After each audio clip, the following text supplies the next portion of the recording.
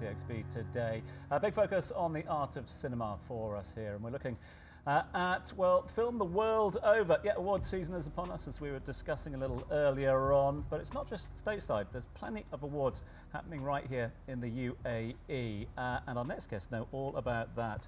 Our next guests are the filmmakers behind the recent film Karayr.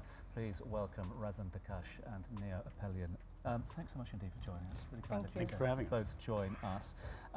Congratulations.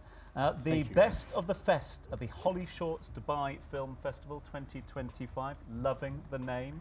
But look, we all know, don't we, that short film is possibly the silliest name ever for a film, because it's a long, old process as well.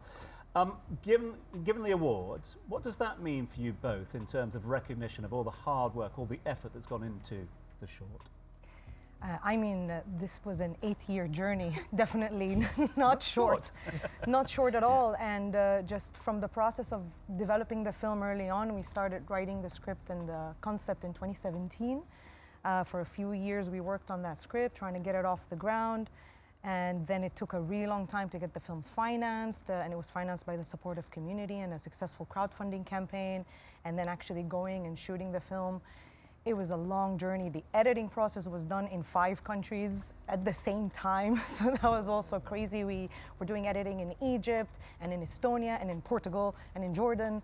So it was a lot of work. So, and at some point, this industry requires you to really keep it going for a long time and not stop until something finally happens, and then something finally happened, and it was the Holly Shorts Award. And that's the beauty of it, I suppose, Neo, is, you know, the recognition means everything, doesn't it? I believe so. I mean, I think us, you know, getting this far, especially in a festival as prestigious as Holly Shorts, you know, Dubai, was something we couldn't have imagined, you know, would have happened. But we believed in our film, and we, you know, did our best. It was an 8-year journey that we really, really strived for. And like, as soon as we finished the film, we were like, this feels like it's going to be great. I mean, I believed in my film, and it was, you know, I gave it all. And I think, you know, it winning and being rewarded in that sense gives it that global recognition that we were hoping that a short film of this magnitude would have. You know. Well, that's the thing. This isn't the end of the journey. Yeah. If you get through this festival, then you qualify for another festival that could get you to the Oscars. It's an Oscar qualifying festival. So this is basically the chance for this Arab futurist story to be seen by the world. So tell me about how you put together that story. You know, what exactly Arab futurism is. I could talk about that because this is a very actually interesting new wave of screenwriting that's been happening in the region in several countries. And it's the concept of looking towards the future of the region in order to reflect on the current status of the region and where is all this madness going. And we are culturally not used to doing that. We are, as a culture, very much attached to the past, and we're always thinking about the good old days and the bygone days, or even when we look at our problems, we always think about, oh, it's because of what happened in the past that these problems exist now. So we're kind of obsessed with the past, but there's this new generation of filmmakers and artists that are trying to disconnect from that and look more towards the future. So it's not just a genre post-apocalyptic type of storytelling. It's more about using the lens of the future to really reevaluate where we are as a society. And I think we've been talking about this in all the events that we've been in development and in all the festivals about Arab futurism, but it's all been talk until finally we got this recognition, and now it feels like you said, it's the beginning of a whole new wave of filmmaking, hopefully. Yes, you're at the forefront. Congratulations, Mabruk. Thank you. It's brilliant. So when you actually got down to filming, obviously preparation and planning, when you actually got down to it, were there any unexpected challenges that you came across? I mean, the whole thing is a humongous challenge. This was a film that was genuinely made by miracles. We kept saying, it was just one miracle after another. And sometimes, you know, you're at it for years and years and years, and it really does feel out of reach. It feels impossible. And then something magical happens, whatever you want to believe in. Everything fell into the right place, and it felt like we got lightning in a bottle all of a sudden, and it was bam, bam, bam, bam, we have a movie, what? I remember when we were on set the first time and I saw the call sheet of the film and I saw the logo of our film on it, I started crying on set because I couldn't believe that this movie is actually, there's 45 people on set, what's going on? So making it in the first place was the biggest challenge to actually bring it to life. And then there were the usual production challenges that you face. We were filming on location in Jordan, in a cave. We dealt with the elements. We dealt with, you know, a goat running away and us having to chase it down the mountain. We dealt with bats coming into our set and disrupting our shoot. So there's all the usual, but honestly, given the scale and the ambition of the film we were trying to make, the support of the community in Jordan and the film crew in Jordan is really what made this happen. Plus the support of our community here in the UAE and the people that were rooting for us. I think they were also part of that miracle. Well, I like the fact that one of your challenges was bats coming out of the cave during filming.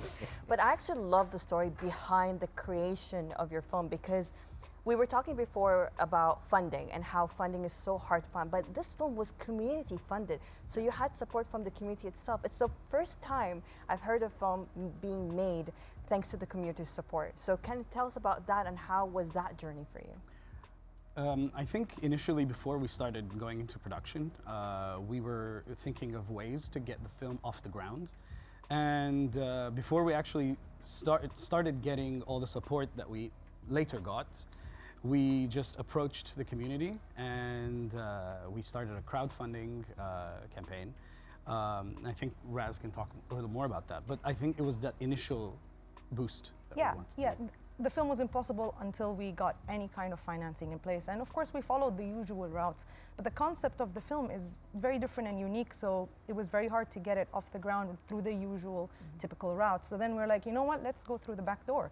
Let's go from the audience up rather than from the studios or the funding entities down. And we started this crowdfunding campaign, and that's the thing, because there is no official crowdfunding in this region. It was really more like grassroots, because we physically met people to crowdfund. It wasn't something where online was just a platform, a landing page, but we actually went to things like Comic-Con and StarsCon, and we would have a booth of the film there, like the world of the film with the concept art that Neo did. We went on stage and actually did an animation or pre-visualization of the opening sequence with the storyboards, with Neo's voiceover over the script, and then we'd be like, look at this movie, it's cool, right? Give us $30, you know, and it was like that, and people would actually approach us because our generation and our community, we know that they're thirsty for these kind of films. They really want different kinds of cinema coming out of this region that really represents us, but also that's a bit different than the usual films that we see represented around the world. So congratulations on the film, congratulations on the awards. Now the serious question, of course, because we all know that making a film like that, well, you know better than anyone, is a learning curve about each other and working together. So let's talk pipeline, shall we, people? Is the pipeline project together, or are you going individual on projects for the next work? Where are we going? I never want to see Neo again. Today's the last day. You're pulling off so well on the sofa. I love it. I mean, I think there's multiple things that we do. You know, I direct. I'm also writing my next short and then feature, hopefully. And you know, working together, hopefully, to turn Karayr maybe to a feature. You know, it is in the pipeline, and I think we could potentially be working, not potentially, I mean, if we're working on Karayr, we're working on it together because we've done it, you know, from the beginning. But then there's also individual projects. I mean, there's a lot coming down the pipeline. This film actually was selected as part of the Produit de Sud program, which is a feature co-production training program from France. And Karayr was selected as one of the films here. So we already took it into development, and we have a ready treatment for the feature film, which is picking up on what we did in the short, but adding more layers into the background and the world of the film. So that's definitely in development now, and Neo's working on it. Please finish it, thank you. On it. And the producer. Yeah. And I'm also writing my next short horror film set in Jordan as well, so Jordanian horror film, which also we haven't had much of. So we definitely have a lot of projects in the pipeline, and you know, maybe this is our year. Quite right, Yes, well, a massive Mabruk again. Looking forward to the future. Looking forward to the steps and stages to LA as well. When you get there, it's going to be crazy. It's gonna, they're going to want to take like prequel and subplots and TV series and all sorts of things. So, we hope. Let's hope and pray for that. Cool. Thank you so much, Raz. Thank you so much, Neo. Thank you, guys. Thank you. Cool. I think it's time for DXB in 60, isn't it? That's right, Lane. So, William, we're going to put the spotlight on you and take you through DXB in 60, where you get to answer as many questions that I have for you in 60 seconds. Are you ready? I'm ready. Let's do it. All right, perfect. Let's put the clock up in 3, 2, 1. Your all-time favorite film? Oh, Persona. Nice. If you had a film about your life, what would the title be? The Eternal Sunshine of the Very Spotted Mind. Oh, wow. And which actor would play you? Let's get Jim Carrey. I know he's retired, but I love that. I'm going to have him in full Sonic gear as well. And cinema or Netflix? Cinema. Your favorite TV series? Mad Men. One question you never get tired of asking? What was the personal thing behind this that made you want to make it? Nice. If you weren't doing this, what do you think you'll be doing instead? What would I be doing? I want to go write a book somewhere in a log cabin. Finish this sentence. Good conversations begin with? Actual interest. If you could have dinner with anyone dead or alive, who would it be? David Lynch.